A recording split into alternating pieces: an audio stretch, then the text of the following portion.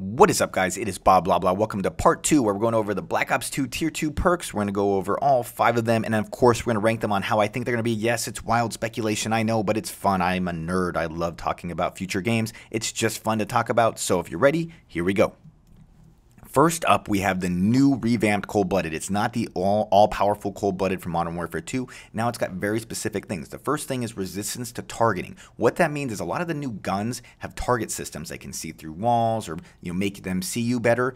This is going to be resistant to that. So that's going to be a big plus in this game because a lot of people are going to be using that stuff, especially at the beginning. The other thing, it's resistant, or it takes you away from player-controlled aircraft. So when they're actually controlling, let's say, a helicopter or a missile, they're not going to be able to see you. Why this is key, guys, it does not protect you from AI-controlled aircraft. So that means, once again, if you're going to be completely safe from air support, you're going to have to put on Cold-Blooded in this tier, and then you're going to have to put on another perk in the first tier to shield you from the other stuff, and that one is Blind Eye. So it's going to take two perks to be safe from air support.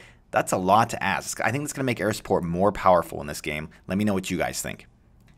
Up next, we have Fast Hands. Now, this basically is you use your grenades and equipment faster, and you can safely throw back nades. I think the big plus is going to be using grenades and equipment faster. If you're putting down attack insert, or you're putting down a claymore, it takes forever, or throwing grenades, it takes you a while to recover and be able to shoot.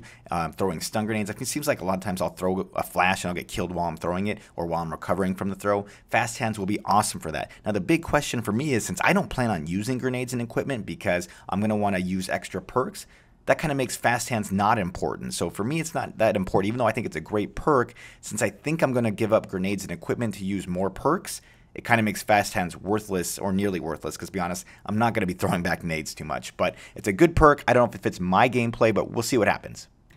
Up next is Hardwired, and this makes you immune to the counter UAV and the EMP. Now, this is crazy, guys. Think about Assassin in Modern Warfare 3. It's like 4 different perks wrapped into one now. Now it's 4 perks. So if you want to duplicate Assassin, you've got to use 4 different perks. That's how powerful Assassin was. Now, this one kind of annoys me because I hate counter UAVs and I hate EMPs.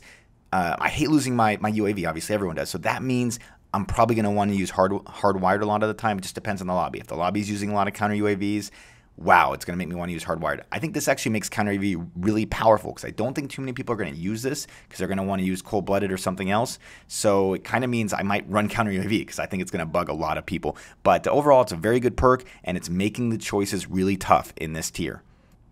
Up next, we have the all-stalwart Scavenger. It refills ammo, but here's the big plus, guys. In Modern Warfare 3, they gimped it. All it did was refill ammo. Now, in Black Ops 2, it refills grenade agains, and that means lethal and tactical grenades. That's a huge plus. If you're running grenade and you can get refills, that's going to make Scavenger really, really powerful. I plan on using Scavenger, and one of the reasons is I think it's to be hugely powerful because you only, you can make a really powerful gun. So let's say you make a really powerful gun. You don't want to give that up and take someone else's gun.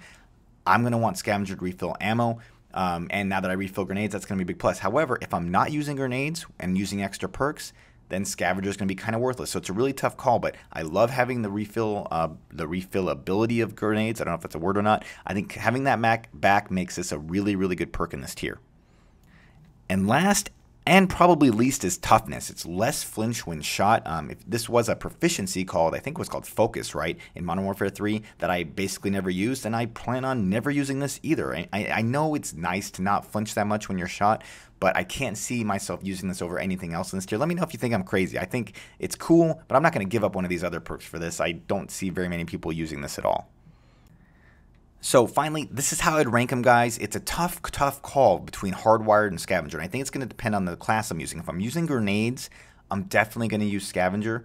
On the other hand, Hardwired is going to be huge if the other team's using counter UAVs, because I use my mini-map all the time.